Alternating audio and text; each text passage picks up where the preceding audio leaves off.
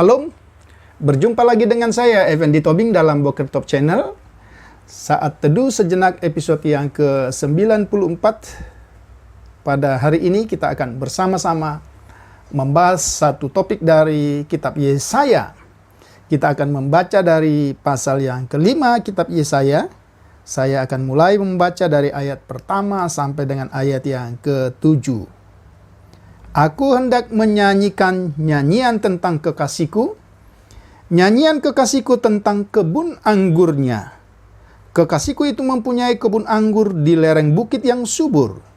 Ia mencangkulnya dan membuang batu-batunya, dan menanaminya dengan pokok anggur pilihan. Ia mendirikan sebuah menara jaga di tengah-tengahnya, dan menggali lubang tempat memeras anggur. Lalu dinantinya supaya kebun itu menghasilkan buah anggur yang baik. Tetapi yang dihasilkannya ialah buah anggur yang asam. Maka sekarang hai penduduk Yerusalem dan orang Yehuda, adililah antara aku dan kebun anggurku itu. Apatah lagi yang harus diperbuat untuk kebun anggurku itu yang belum kuperbuat kepadanya? Aku menanti supaya dihasilkannya buah anggur yang baik. Mengapa yang dihasilkannya hanya buah anggur yang asam? Maka sekarang aku mau memberitahukan kepadamu apa yang hendak kulakukan kepada kebun anggurku itu. Aku akan menebang pagar durinya, sehingga kebun itu dimakan habis, dan melanda temboknya, sehingga kebun itu diinjak-injak. Aku akan membuatnya ditumbuhi semak-semak, tidak dirantingi dan tidak disiangi, sehingga tumbuh putri malu dan rumput. Aku akan memerintahkan awan-awan supaya jangan diturunkan hujan ke atasnya. Sebab kebun anggur Tuhan semesta alam ialah kaum Israel dan orang Yehuda. Ialah tanaman-tanaman kegemarannya. Dinantinya keadilan, tetapi hanya ada kelaliman. Dinantinya kebenaran, tetapi hanya ada keonaran. Saudara yang saya kasihi dalam Tuhan Yesus Kristus, ini juga merupakan salah satu bentuk perumpamaan yang kita baca dalam Perjanjian Lama. Dan tema kita hari ini ialah tentang nyanyian tentang kebun anggur. Tema kita sekali lagi adalah nyanyian tentang kebun anggur. Tentulah kita memahami bahwa perumpamaan atau nyanyian tentang kebun anggur ini memiliki latar belakang dalam konteks kitab Yesaya. Kalau kita memperhatikan dari pasal yang pertama sampai dengan pasal yang keempat bagian terakhir, karena dosa dan pemberontakan umat Tuhan yang sedemikian rupa telah dipilih oleh Allah dan dipelihara, namun dia tidak menunjukkan diri sebagai seorang anak yang dikasihi. Kalau kita memperhatikan nyanyian tentang kebun anggur, bicara tentang nyanyian di dalam Perjanjian Lama, seringkali nyanyian dipakai menandai satu peristiwa yang sangat signifikan, atau nyanyian itu menjadi tanda dari peristiwa-peristiwa penting dalam Perjanjian Lama. Misalnya saja kalau kita melihat dalam Keluaran pasal 15 ayat pertama dan seterusnya.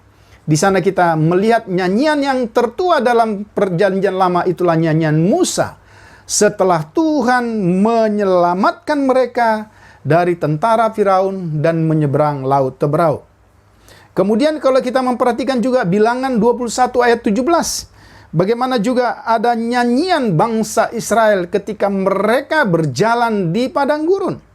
Kemudian ketika kita melihat misalnya dalam Hakim-Hakim pasal 5, ada nyanyian Deborah yang dinyanyikan karena pertolongan Tuhan yang telah memakai Deborah dan Barak untuk menyelamatkan bangsa Israel dari tangan Sisera. Kemudian juga kita bisa membaca dalam 1 Samuel pasal 18 ayat 6. Ada nyanyian perempuan-perempuan Yerusalem yang menyambut dengan suara nyaring ketika Daud dengan segala tentaranya pulang dan kembali ke Yerusalem ketika mereka mengalami kemenangan dalam peperangan.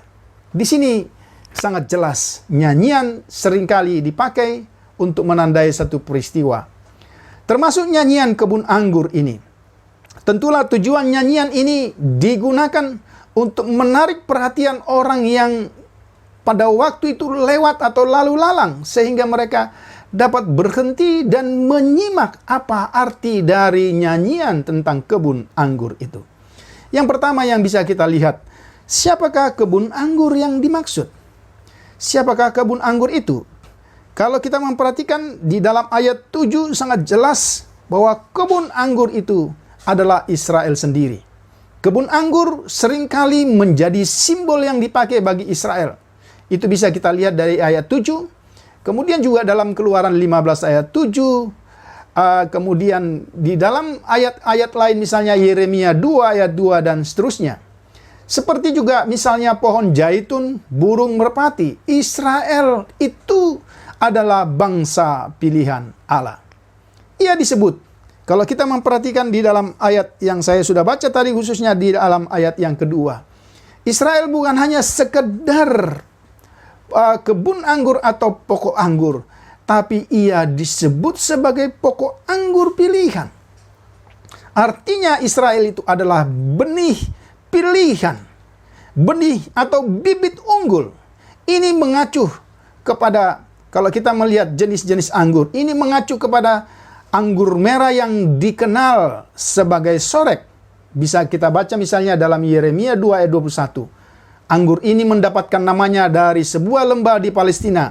Seperti yang terdapat dalam Hakim-Hakim 16 ayat 4. Mereka disebut dalam Yeremia 2 ayat 21 sebagai yang paling mahal dan dicari.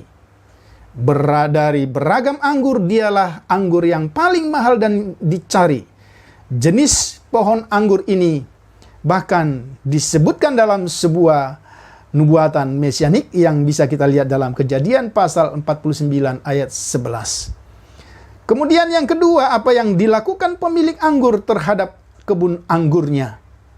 Yang pertama kita lihat di dalam pembacaan tadi, ya, dia ditanam di lereng bukit yang subur.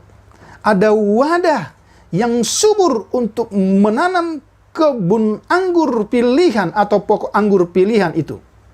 Sebenarnya istilah lereng bukit yang subur itu adalah sebuah bukit terpencil dengan posisi yang tepat untuk menerima sinar matahari dan juga kemiringannya, sehingga ketika hujan datang maka air dapat mengalirkan air hujan dan anggur ini akan mengalami kesuburan demi kesuburan. Ditanam di bukit yang sempurna. Sebenarnya tujuannya sangat jelas, untuk mendapatkan panen yang terbaik. Kalau kita memperhatikan kata subur dalam konteks bukit yang subur, itu menjelaskan kepada kita kesuburan dan kelimpahan. Kemudian apa yang kemudian dilakukan? Dikatakan pemilik kebun anggur itu mencangkul dan membuang batu-batunya. Ini berarti ada pemeliharaan dari pemilik anggur yang adalah Allah sendiri. Dia memelihara umatnya. Kalau kita memperhatikan ini sangat luar biasa. Kemudian yang berikutnya dikatakan mendirikan menara jaga supaya kebun anggur itu aman. Dan biasanya kebun anggur itu dijaga hanya selama waktu masa tanam dan waktu panen. Kemudian juga disediakan lubang tempat memeras anggur sehingga ada hasil yang baik. Hasil yang baik akan diperas dan menghasilkan air anggur yang manis. Tetapi kalau kita memperhatikan dalam pembacaan ini, apa yang telah dibuat oleh Tuhan begitu sempurna.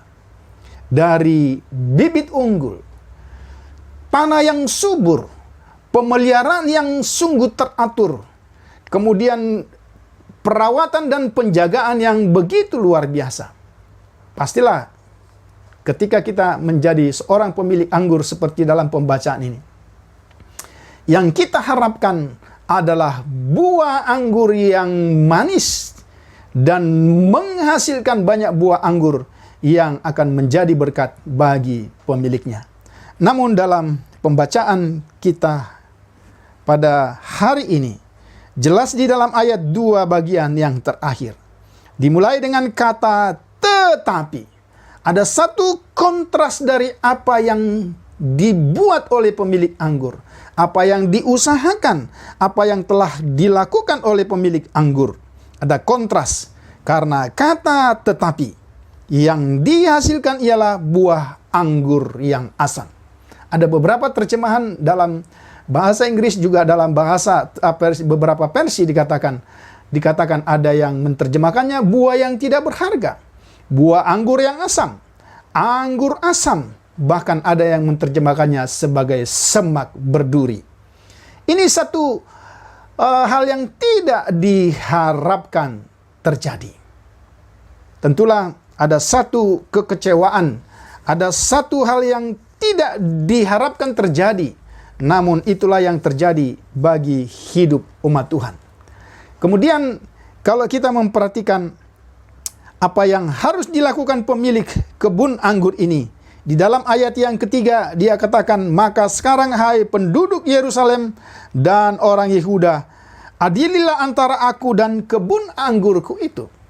Tentu undangan ini hanya merupakan satu pengumuman secara simbolis untuk menjelaskan kepada publik seperti itulah hasil yang terjadi, apa yang Tuhan telah perbuat kepada umatnya ternyata tidak berdampak sebagaimana yang diharapkan. Pemilik anggur tanda kutip meminta pertimbangan kepada pendengar. Tindakan apa yang harus dilakukannya terhadap kebun anggurnya. Karena di dalam ayat terakhir, di dalam pembacaan kita ini, di dalam ayat yang keempat, kata yang terakhir di situ dikatakan, Allah melakukan segala sesuatu yang terbaik bagi umatnya, tetapi mereka menolak Dia.